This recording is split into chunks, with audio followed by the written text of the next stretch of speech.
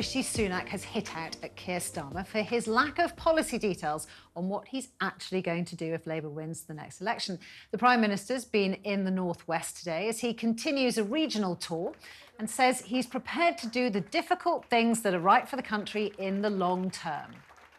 This is going to be an election year, and that means there's a choice, right? There is a choice. At the end of the day, Keir Starmer or me are going to be Prime Minister after that election. A vote for anyone other than Paul here or a Conservative candidate is a vote to put Keir Starmer in office. And you just have to ask yourself, this is somebody who literally won't even tell you what he's going to do if he's Prime Minister, right? He had yet another speech yesterday, yet another one of these big speeches. I'll give you a tenner for anybody who can actually name any big idea that came out of that speech, right? Because you just don't know. He won't level with the country about what he's going to do. That was Rishi Sunak. Meanwhile, Labour's come out with a new attack ad today aiming at the government's tax cuts. It says Rishi's raw deal will leave families worse off. The Shadow Chancellor Rachel Reeves launched the advert this morning. Despite the changes in the autumn statement, for every 10p that they have increased taxes on working people, they are only giving 2p back. It is a drop in the ocean. Working people are worse off under the Tories. £1,200 for an average family extra tax this year because of choices by Rishi Sunak and this Conservative government. Never have people paid so much in tax and got so little in return in the form of public services. Well, joining me now in the studio is TalkTV's political correspondent Alicia Fitzgerald.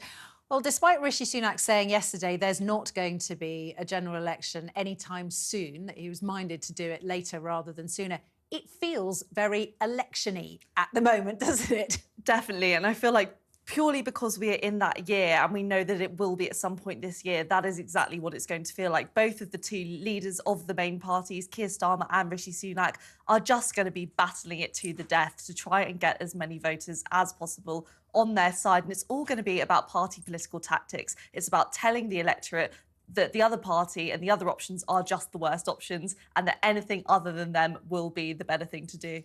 Well, this has been one of the accusations, hasn't it, that a lot of people are saying to pollsters, yes, I'll vote Labour, not in a sort of proactive way, but in a they can't be any worse than the Conservatives. So almost in a sort of double negative way. You know, just can't stand any more of those Tories anymore. So I'll grudgingly give my vote to Labour, which is why people are saying perhaps that Labour vote isn't rock solid, even though it looks pretty insurmountable. Definitely, and this is a big criticism that people are giving to Keir Starmer at the moment. They're saying, right, you can't just ride off the back of Conservative failure for the entirety of your election campaign. At some point, you really do need to give us something concrete that we can work with and decide whether or not we give you our vote.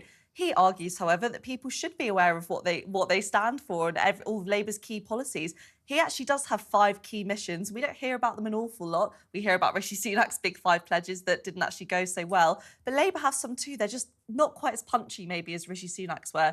Get Britain building, set up a nationalised energy system, get back our streets, which I think refers to a clamp down on crime, break down barriers for opportunity, and, oh my goodness, I've literally forgotten. Was there a domestic violence one, or was that... No, I think that was Get Back Our Streets. Which one?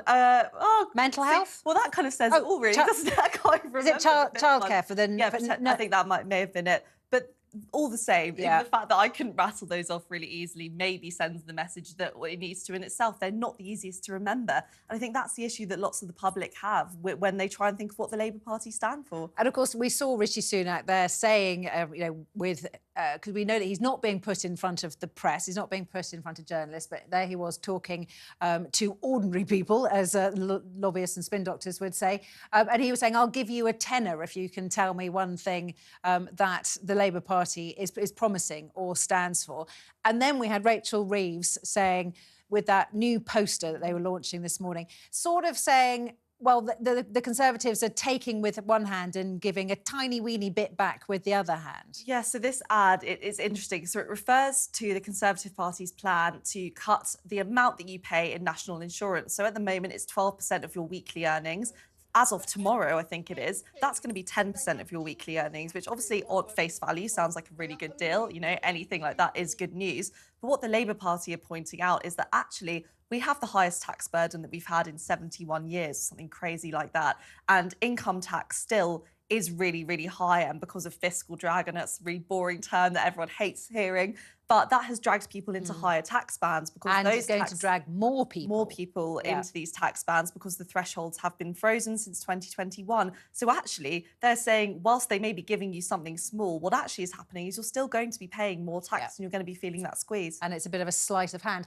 Interesting that we always see these posters being unveiled very often in order to save money. That whichever party it is revealing a poster will just reveal one off the back of a lorry, and then the journalists will fall into the trap of republishing it over and over. So actually they're getting quite good value for money from one poster being launched rather than taking out adverts in the newspapers. But actually the Conservatives, so that's the Labour poster, Conservatives are going one step further, I gather, and doing an awful lot of adverts on social media, not even in newspapers or on TV or radio. Definitely, and that's definitely them trying to shift the appeal of where their audience are. They know that lots of young people, for example, maybe aren't reading traditional newspapers, maybe even aren't watching or listening to the news, which is a really sad thing for me to say, but it is true. So they're trying to direct who is seeing their adverts and actually just cropping it up a bit more on social media. There were some statistics announced at the end of last year that showed that the Conservative Party spent £100,000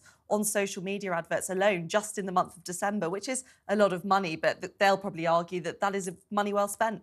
And how are the two main parties, well, any of the parties, looking as far as donations go? Because, of course, an election year is the most expensive year for a political party. The year after election, they can tighten their belts and not spend so much money. But at this time, they're really going to have to splash a lot of cash. That is going to depend on donations. And very often, if you're struggling in the polls, as the Conservatives are, you're not getting a lot of donations. Definitely. So traditionally, the Conservative Party were always a bit better at getting individual donations. They had lots of really rich donors, whether that was business owners, lords, peers, loads of people with a lot of money who'd either leave it to the party in their wills or just donate it throughout their lifetime.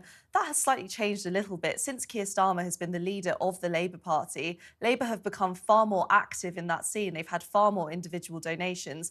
I still think the Conservative Party are topping it just a little bit, but Labour are raising their money in other ways too. Party Conference raised them a lot of money. They sell lots of things, whether it's memorabilia, merch, all these things that people like to snap up. But then again, everyone might remember those Keir Starmer flip-flops that the Conservative Party launched a bit earlier last year, and they were priced at like £15 a pack, I think, and they sold out. So all these small things make up the bulk of their money as well. Well, the small things make up the bulk of the money, as you said, donations. And then, of course, the one thing that the Labour Party has, which the Conservative Party doesn't have, is the unions, who give a huge amount towards individual MPs rather than the Labour Party as a whole. But most individual MPs sponsored by a union. So another great money spinner for them. Alicia, thank you very much. Very interesting finding out what's going on.